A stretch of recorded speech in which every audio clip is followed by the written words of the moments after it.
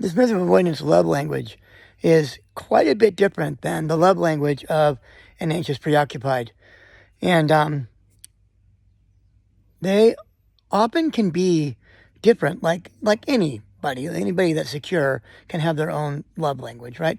And we don't usually talk about love language in terms of attachment trauma and attachment theory, but it's easy to see how people can get confused on how to treat their partner based on their partner's love language.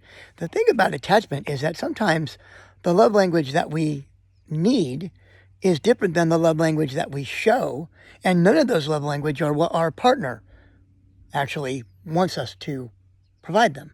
So I'll give you an example. So if we've got a dismissive avoidant whose primary love language that they show to their partner is a sense of security, right? They usually have the bills are paid. There's money always there. You can depend on them to make sure that the car is always taken care of.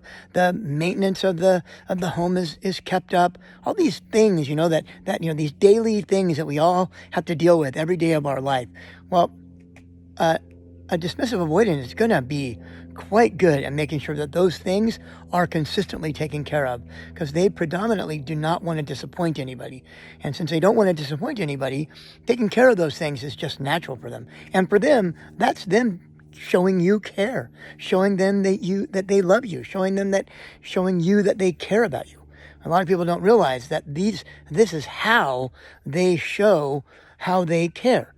And since, let's say, if you're an anxious preoccupied, what you're looking for is intimacy, vulnerability, those kinds of things. And they're not, dismissive avoidants aren't very good at showing anybody those kinds of things. But that's the anxious person's love language, the language that they need to have and they need to feel. So they're trying to shower their dismissive avoidant with all this affection and all this stuff that they think is normal because it what's feel good to them. But the dismissive, it makes them nervous. And what they're looking for is their anxious partner to give them space, give them autonomy, let them be okay with being a little bit more subdued, right? The only way that anybody is going to heal from any of this is if both parties understand what each side is going through.